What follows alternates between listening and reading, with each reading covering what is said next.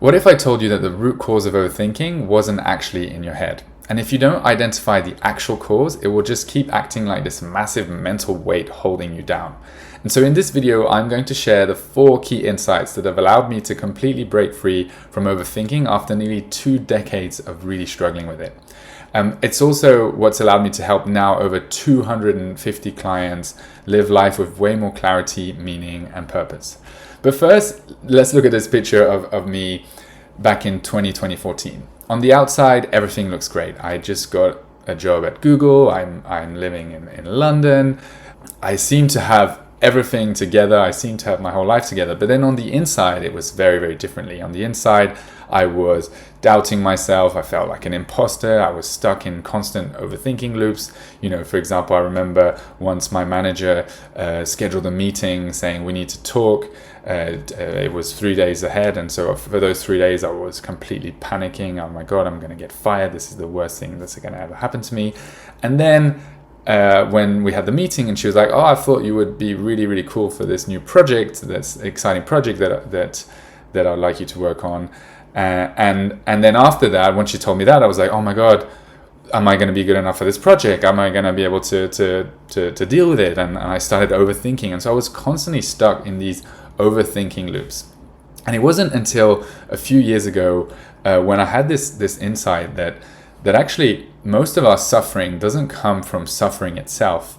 It comes from the anticipation of suffering. And so my main problem was that I was constantly anticipating suffering, anticipating, what was going to happen to me. And it was keeping me stuck in these overthinking loops that genuinely weren't serving me. And that's why I love this quote by Michel de Montaigne, who says, my life has been full of terrible misfortunes, most of which have never happened. And so this kind of brings me to the first insight, which is that overthinking is actually a form of control. And so overthinking is a way that we anticipate. It's a way that we try to anticipate our suffering, but actually it's what causes a lot of our suffering, ironically.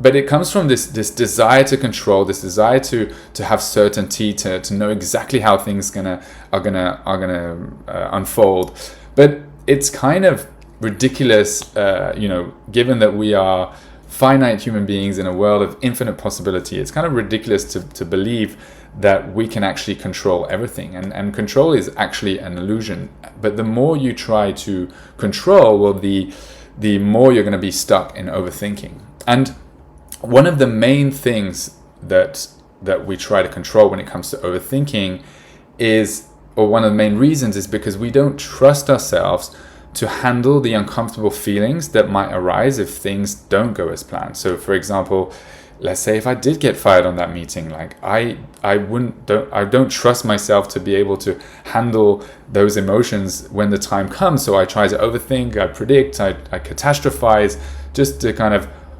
control this or ensure that I don't, or not ensure, but just because I don't trust myself to handle those emotions. Also, before I get into the insights, I've created a PDF document with 7 really powerful questions that can help you instantly break out of your overthinking loop or the overthinking cycle. And so I've left a link in the description below, and you can go and download it there. And that brings me to the second insight, which is that overthinking is actually underfeeling. And so whenever you get stuck in overthinking, it's most likely because you are not allowing yourself to feel whatever's present right now. So whatever's present for you right now. So for example, if you're ruminating, again, if I use the meeting as an example, I'm ruminating about like, oh my god, what's my boss going to tell me?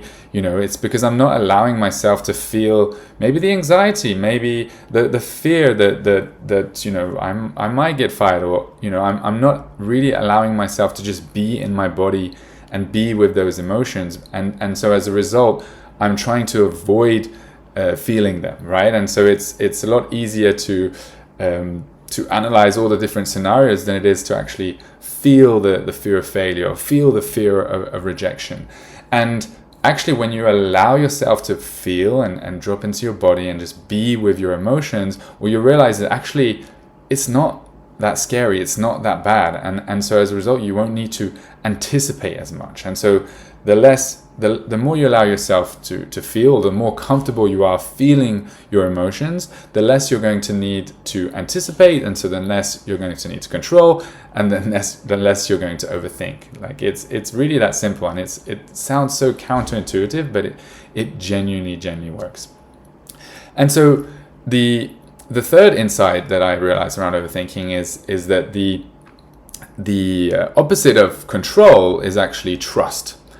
And so if you want to reduce a lot of your overthinking, you want to reconnect with that trust. And trust comes in two forms. So there's trust in life, which is, adopting this mindset that life is happening for you, not to you, and that, whatever is unfolding is exactly how it was meant to unfold. And this is not about not taking ownership of life, but instead it's taking ownership of how you interpret life. And choosing that to trust that whatever happens is there will be a lesson in this. And one of my favorite stories around this is the old man with a horse there was an old man who had this horse, and one day his horse ran away, and everyone in the village came to him and they were like, "Oh my God, you must be so upset, like your beautiful horse ran away." And he just said, "Good luck, bad luck, who knows." Then a couple of weeks later, this horse came back, but with 30 other horses. And so everyone in the village came to him and said, "Oh my God, you must be so happy. You just gained 30 other horses." And then the old man said, "Good luck, bad luck, who knows." Then 2 days later, while trying to tame one of the horses, the farmer's son breaks both his legs. And so then everyone in the village, they come to him and they're like, "Oh my God, you must be so upset. Your son just broke both his legs." And he's like, "Good luck, bad luck, who knows." Then 2 weeks after that, the Chinese army comes to the village and collects all the young men because they decided to go to war with one of the neighboring countries. But then they don't take the farmer's son because he has both his legs broken. And so then the whole village come to him and they're like, "Oh my God, you're so lucky. They didn't take your son away." And by this time, they kind of know what he's going to respond, which is like, "Good luck, bad luck, who knows." And the story continues and it goes on forever.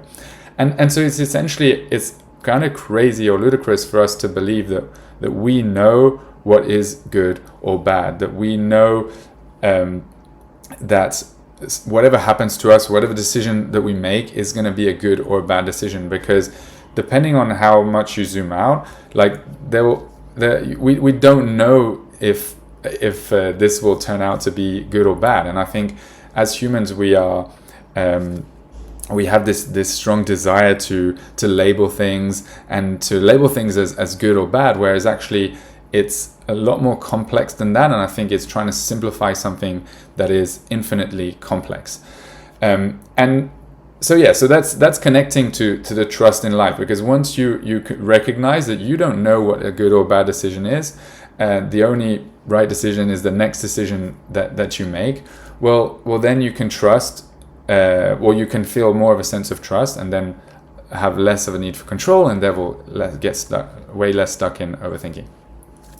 The second form of trust is trust in yourself, and this comes from really understanding yourself, getting to know yourself, but also what we mentioned earlier with regards to emotions is really trusting yourself to handle whatever uncomfortable feelings might come your way. And so this is something that I teach within my Freedom Accelerator program. It's also one of the biggest changes that I've felt in my life, and that has been truly becoming more confident or trusting my ability to handle my emotions, trusting my ability to feel fear, to feel shame, to feel all of my emotions, because that has given me so much more peace of mind, because it means that I just know that I'll be able to handle it. I know that whatever happens to me, I will be able to handle it. And that gives me so much trust in myself, which as a result makes me way less likely to want to control things. And I think personally, one of the reasons why I don't overthink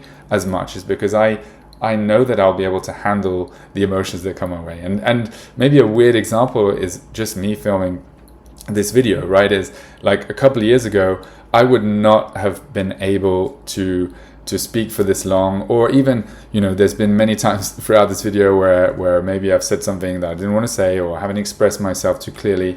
And before I couldn't handle that. I couldn't handle that uncomfortable feeling of like, what if I'm misunderstood? What if I say the wrong thing?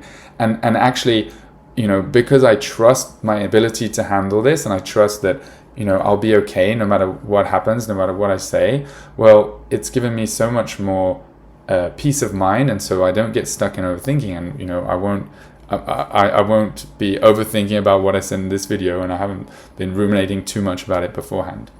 And so again, the antidote of control is trust, and if you can learn to fully trust yourself, you're going to get stuck way less in overthinking.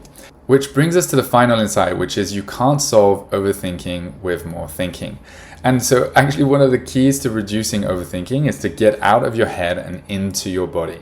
And so the way that you can do that is, well, first of all, allowing yourself to feel your emotions, right? So when you allow yourself to feel, you're dropping outside of your head and you're into the body. Like, feelings exist in the body. Notice the sensations, notice where it's located, right? So one of the first things you can do to get out of your head is to actually feel.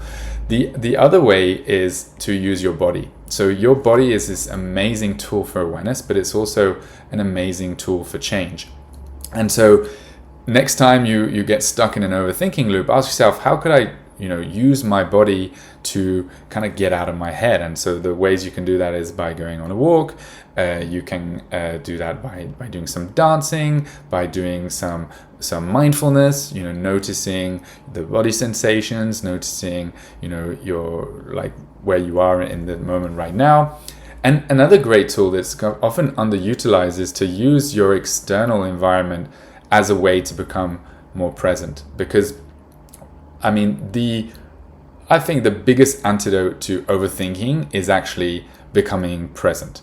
Because overthinking is either ruminating about the past, or worrying about the future, or struggling with decisions. It doesn't exist in the present moment. And so when you come back to the present moment, your overthinking will automatically stop, because you come out of your head and you come into the right now. And so even just noticing things around you, like notice the table that you're on, notice maybe you have a painting, or there's a plant or a window that you can look at, and just bring your attention back to things that are in your immediate awareness, in your immediate present moment. And that's what being present is. It doesn't require hours of meditation. It doesn't require doing anything. It just requires asking yourself even this question: am I present?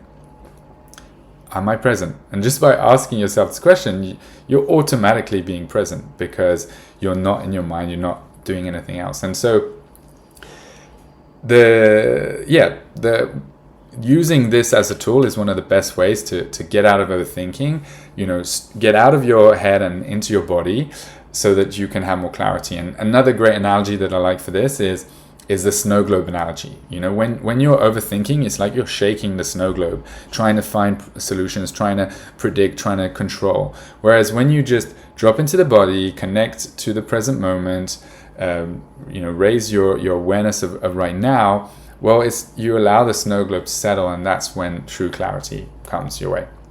So, quick recap of the 4 key insights that have allowed me to completely break free from overthinking. First one is that overthinking is a form of control. So whenever you find yourself in an overthinking loop, ask yourself, what am I trying to control here? What is the outcome that I'm trying to predict, that I'm trying to anticipate? Then the second insight is that overthinking is actually underfeeling. And so whenever you're stuck in an overthinking loop, it's because you're not allowing yourself to feel something. So try to identify what that emotion is. The third one is that the antidote of overthinking is actually trust. And so figure out ways, or try to practice this trust in life, or trust in yourself, because the more you trust, the less you'll need to anticipate, the less you'll need to control, and the less you'll get stuck in overthinking. And the final insight is that you can't solve overthinking with more thinking. And so whenever you can, drop back into the body, get out of your head, allow for the snow globe to settle, and that's when true clarity will arise.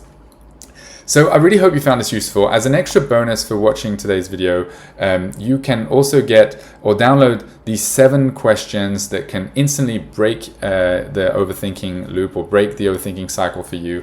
And these are based on these 4 main insights so that you can, immediately get out of your head into your body and allow yourself to actually move on and live life with more clarity, confidence, and purpose. And if you haven't subscribed, please do so. I'll do more videos like this, and if you want more videos on overthinking, let me know in the comments. I'll gladly do stuff. Maybe I can provide some more tactics and strategies. If you find that useful, let me know. Wishing you all the most amazing day, and as always, much love.